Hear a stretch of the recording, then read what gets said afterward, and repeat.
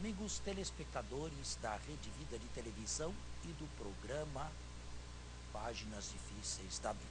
Hoje temos algumas novidades.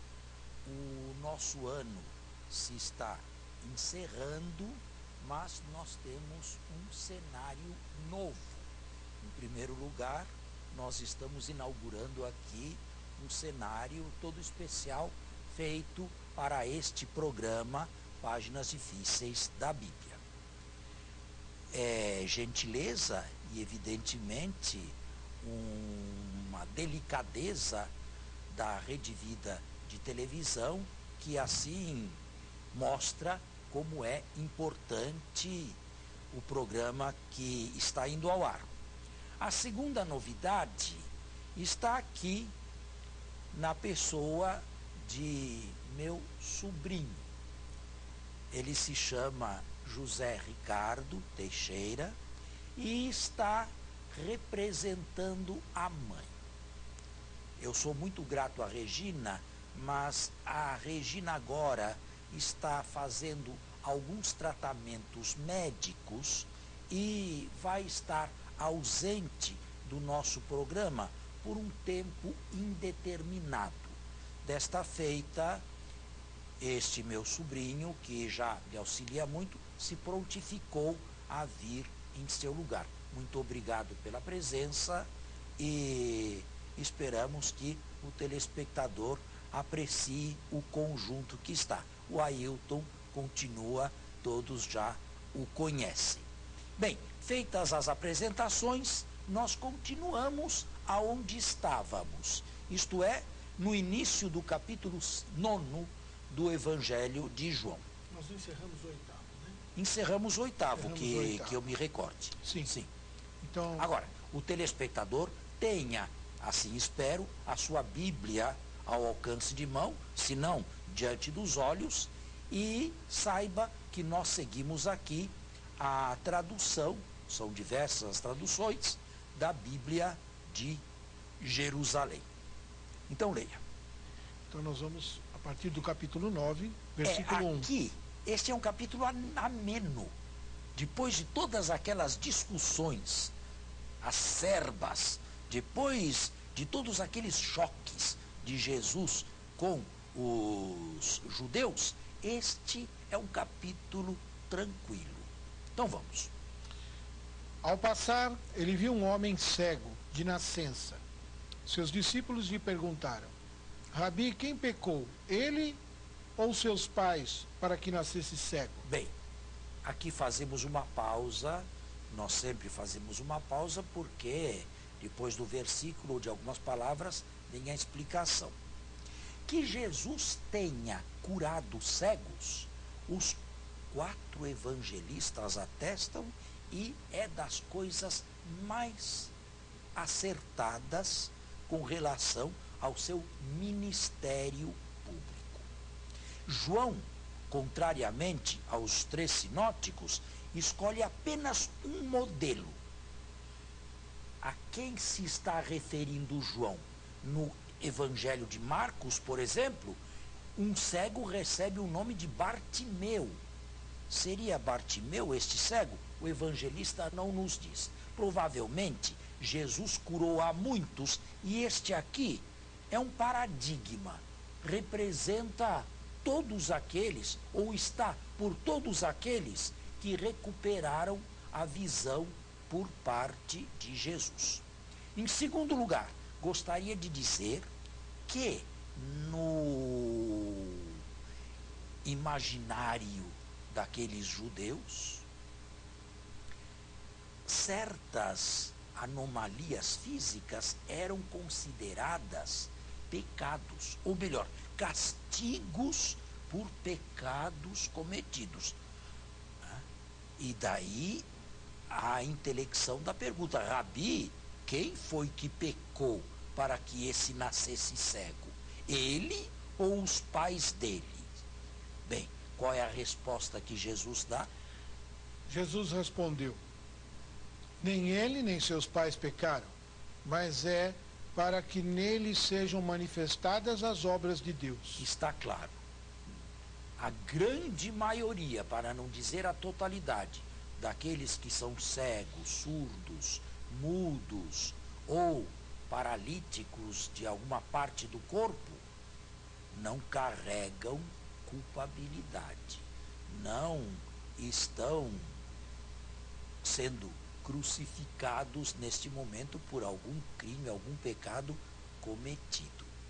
Não quero dizer que certos excessos, inclusive morais, não possam levar a problemas físicos. Por exemplo, o alcoolismo.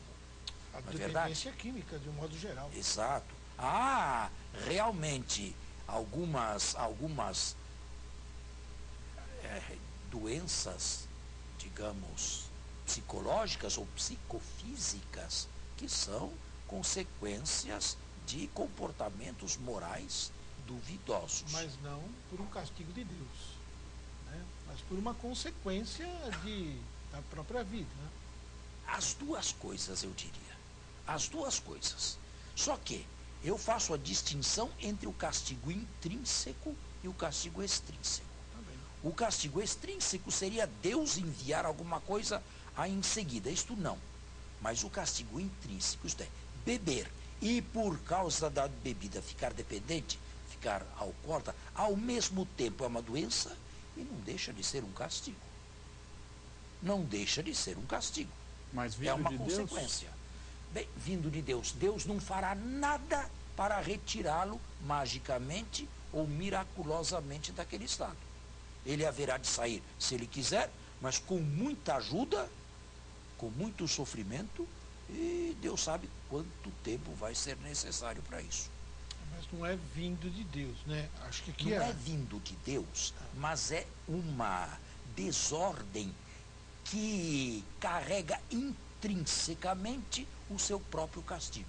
Quer dizer, o castigo já está na desordem, não é Deus que põe.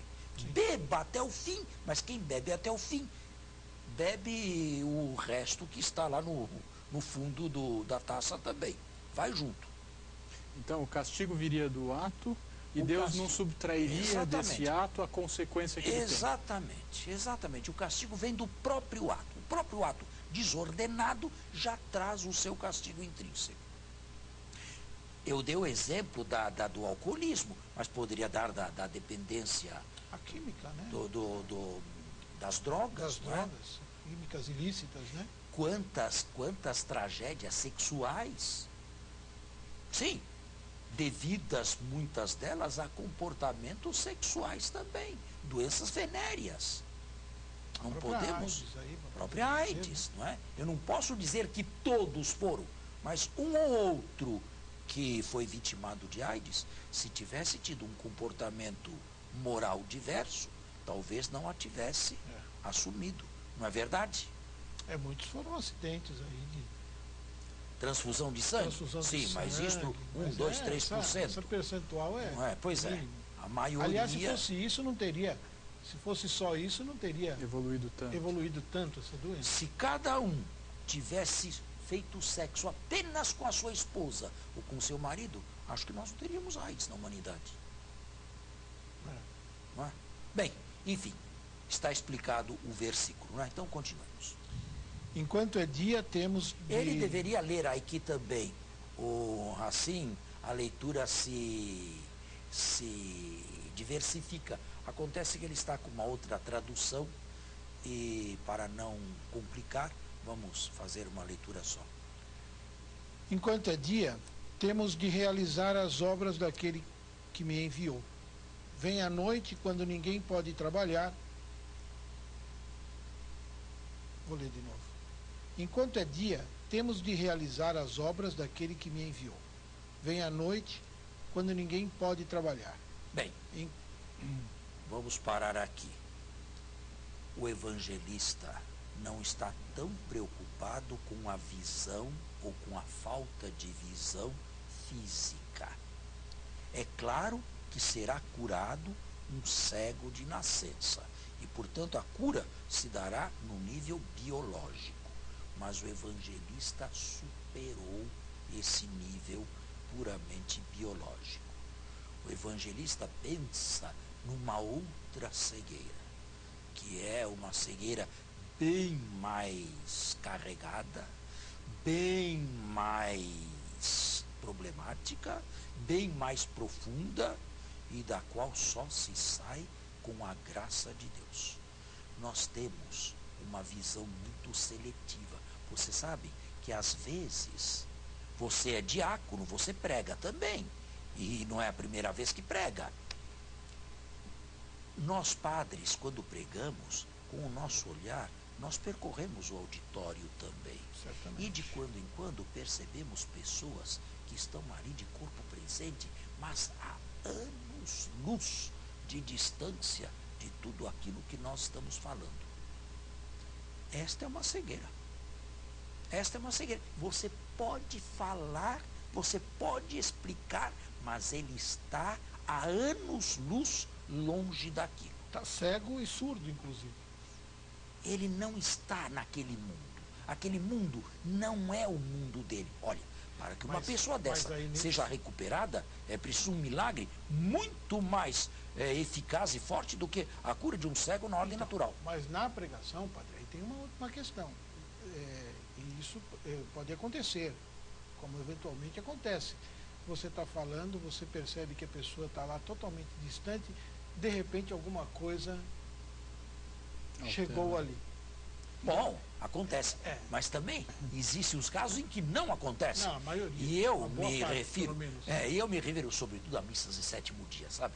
Você fala o que quiser a respeito da vida eterna, não estão entendendo absolutamente nada. Vamos fazer o nosso intervalo e voltamos ao nosso segundo momento e vamos continuar. Padre, antes de continuar com a leitura, agora vou poder fazê-la, eu tenho uma dúvida. Aqui neste versículo que nós acabamos de ler, ou nesses últimos 2 versículos que nós acabamos de ler, a impressão que eu tenho é que Jesus faz uma analogia, uma comparação entre a presença de luz no mundo e a presença dele conosco historicamente e a ausência dele posteriormente, a ausência histórica dele. Mas Jesus não está ausente, ele está conosco. Como que eu entendo essa comparação? Existe uma pergunta interessante. Existe uma certa atemporalidade neste quarto evangelho aqui. É claro que ele foi escrito bem depois da morte e da ressurreição de Jesus. Porém, ele se ateve às regras que ele mesmo buscou. Ele quis mostrar um Cristo, um Jesus aqui na terra, ou seja, na sua vida ainda terrestre.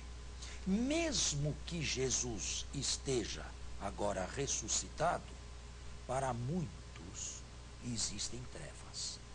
Por quê? Porque se de um lado a iniciativa é de Deus, por outro lado Deus respeita também a liberdade e a maior ou menor abertura de cada um.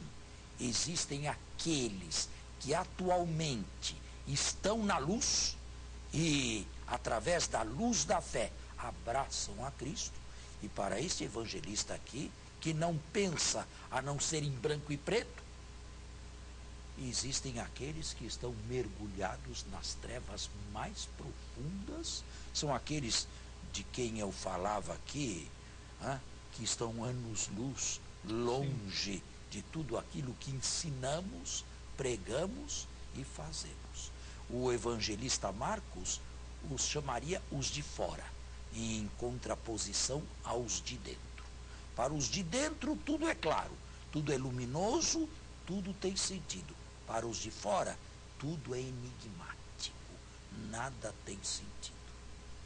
Aí é claro que entra também a componente da liberdade humana. Ok, então, prosseguindo com a leitura, versículo 6 em diante. Tendo dito isso, cuspiu na terra, fez lama com a saliva, aplicou-a sobre os olhos do cego e lhe disse: vai lavar-te na piscina de Siloé, que quer dizer enviado. O cego foi, lavou-se e voltou vendo. Na verdade, isto depõe a favor da historicidade de base deste texto aqui, o relato da cura é muito sucinto. 2 versículos apenas. Agora, o que mais interessa não é tanto o milagre físico, quanto o seu prolongamento na ordem moral e na ordem espiritual. Portanto, a narração do fato é apenas isto aqui. E vai bem de acordo com o estilo de Jesus, que, de certa maneira, nos incomoda um pouco. Cospe no chão, faz lama com a saliva, depois pega aquele barro, unge os olhos. É uma coisa um tanto estranha, não é? E isto, mais uma vez também, depõe a favor da historicidade. Que Jesus realmente tenha feito esse gesto, como vem aqui descrito. Mas, agora, e a partir de agora, o evangelista vai superar largamente esta cura física para entrar numa discussão que vai longe. Vamos continuar.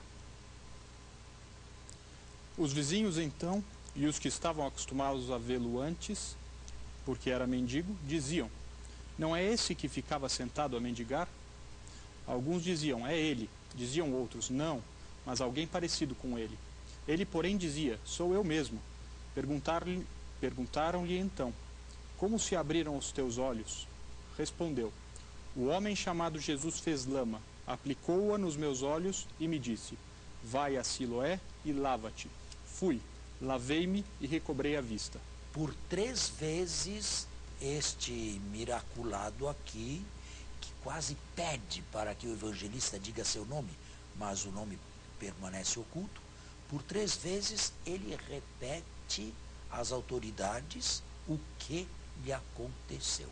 Mas ao mesmo tempo em que este recupera a vista física e agora pouco a pouco vai adquirindo uma outra visão, à luz da fé, as autoridades vão se cegando cada vez mais. Isto aqui é uma obra teológica, é uma obra de grande maestria teológica. O evangelista soube criar este contraste, ao mesmo tempo em que de uma visão física o miraculado vai para a luz, os outros que dizem o que afirmavam enxergar se mergulham cada vez mais nas trevas. Mas agora se trata de uma outra luz e de outras trevas também,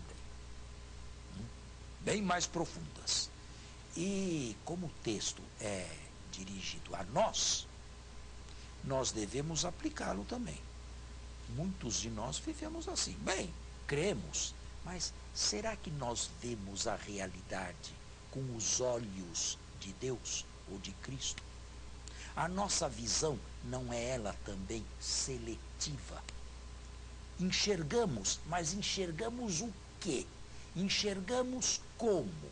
E qual o resultado desta visão? O que isto representa para nós? Jesus teria a mesma visão que eu estou tendo neste momento? Percebe que posso levar a reflexão para este lado e a coisa então se torna existencial e atualíssima. Até que ponto eu vejo com os olhos de Deus? Até que ponto eu enxergo com os olhos de Cristo? Ou até que ponto eu não enxergo como Cristo enxerga?